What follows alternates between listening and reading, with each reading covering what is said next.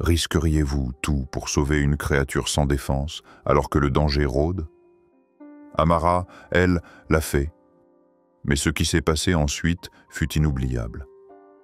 Était-ce de la confiance, un instinct ou quelque chose de plus profond? Plongez dans ce sauvetage bouleversant et partagez votre avis en commentaire. Sous le soleil écrasant d'Afrique, le véhicule de patrouille avançait lentement sur la savane, laissant derrière lui un mince nuage de poussière. Amara était au volant, ses yeux perçants scrutant les hautes herbes et les rochers épars. Rien ne lui échappait.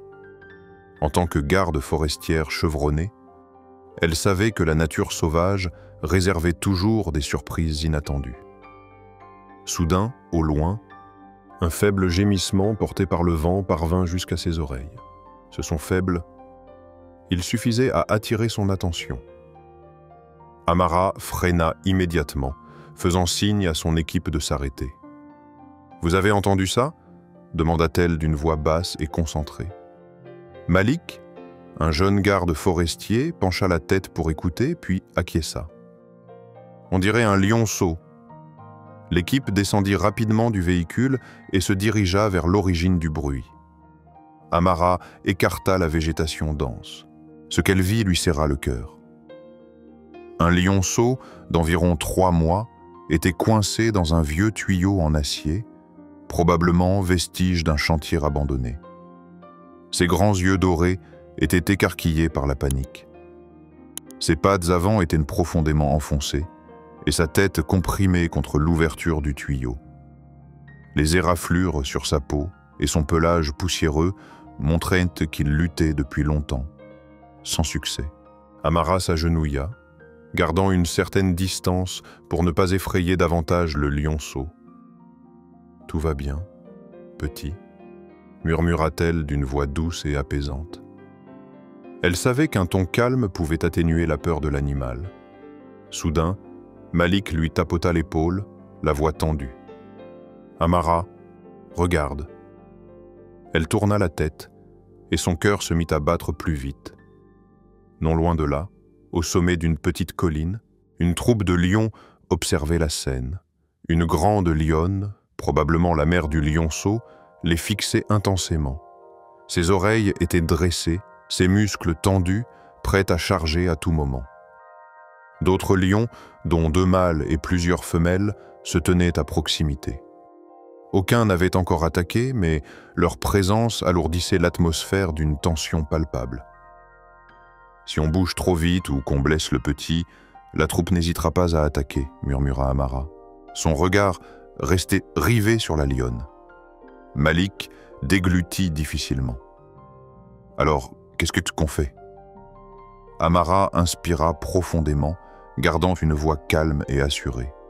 « On va agir vite, mais avec précaution.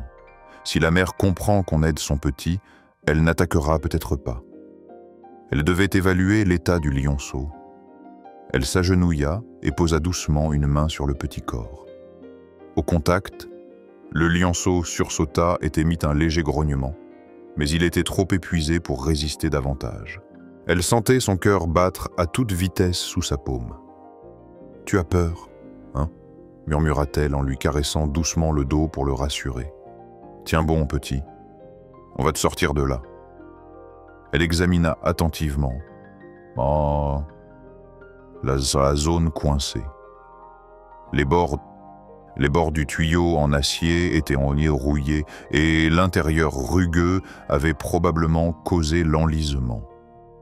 Le tirer de force risquait de lui infliger de graves blessures. Il faut humidifier la zone autour de son corps pour réduire les frottements, dit Amara.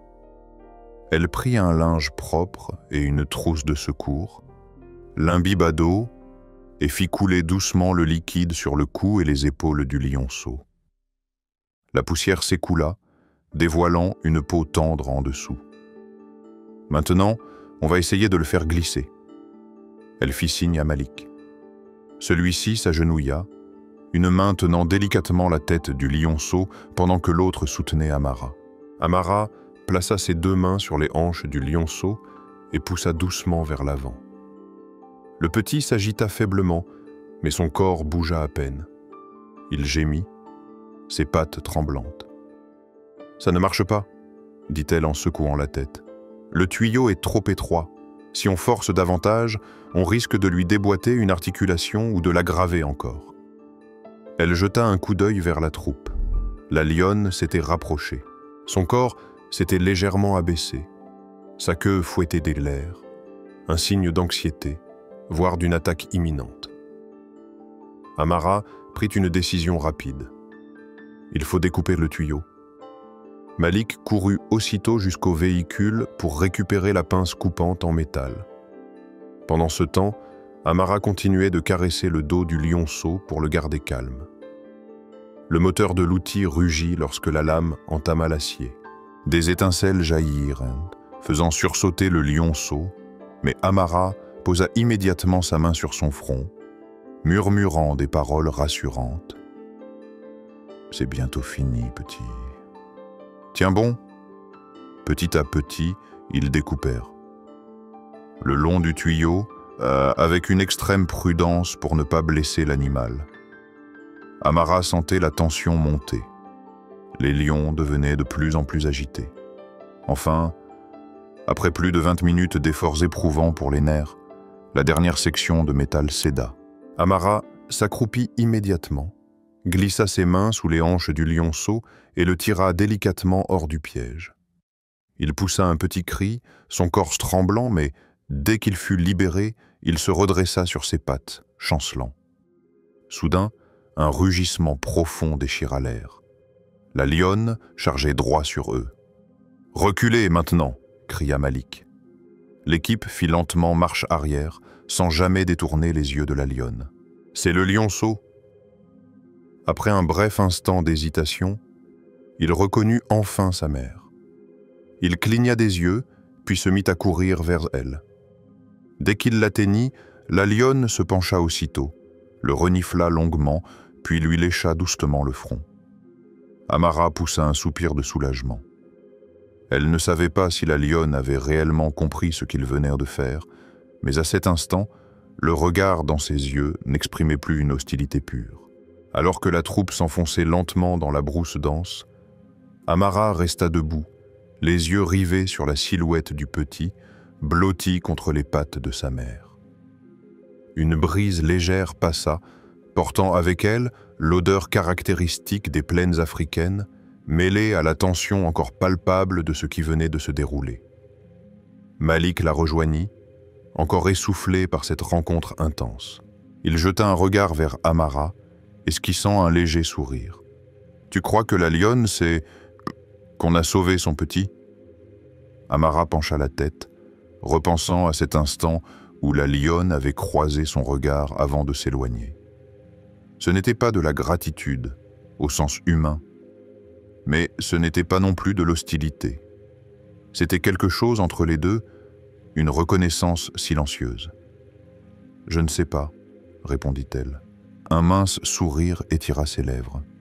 Mais peut-être qu'un court instant, elle a compris que nous n'étions pas ses ennemis. Malik rit doucement et lui tapota l'épaule. Quoi qu'il en soit, cette journée restera inoubliable. L'équipe rassembla son matériel, éteignit les dernières étincelles laissées par la découpeuse, puis remonta dans le véhicule. Alors que le moteur rugissait à nouveau, Amara jeta un dernier regard vers l'immensité du paysage, baigné par un coucher de soleil rouge doré qui enveloppait la nature sauvage. Amara savait qu'il y aurait encore de nombreux défis à relever. Des animaux piégés, des braconniers, les forces imprévisibles de la nature. Mais à cet instant précis, en voyant une petite vie retrouver sa liberté, elle comprit que chaque effort en valait la peine. Alors que leur véhicule s'éloignait de la scène, une petite silhouette apparut soudain au bord des arbres. C'était le lionceau. Pendant un bref instant, il se retourna et les regarda, ses yeux dorés brillants sous le ciel du crépuscule. Puis, comme s'il comprenait qu'on lui avait offert une seconde chance, il fit un pas en avant et suivit sa mère dans la nature sauvage, là où était sa véritable place. Amara sourit. puis elle reprit la route, laissant la nature poursuivre sa propre histoire. Cette histoire met en lumière le lien profond entre l'humain et le monde animal, soulignant la compassion, le courage et la préservation. Le sauvetage audacieux d'Amara incarne le devoir de l'humanité envers la nature. La réaction prudente mais accueillante de la lionne suggère une confiance silencieuse. Ce récit rappelle aussi les dommages involontaires que les activités humaines peuvent n'être causées à la faune et souligne l'importance de la prise de conscience. Au final, le retour du lionceau à la vie sauvage symbolise la liberté et l'impact durable de la bienveillance. Si vous aimez les histoires fortes, pleines de courage et de lien avec la nature, n'oubliez pas de cliquer sur « J'aime » pour nous soutenir.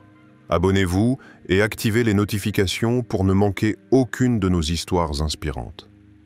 Et si cette vidéo vous a touché, partagez-la avec vos proches pour transmettre ce message de bienveillance et de protection de la faune. Merci de faire partie de cette aventure.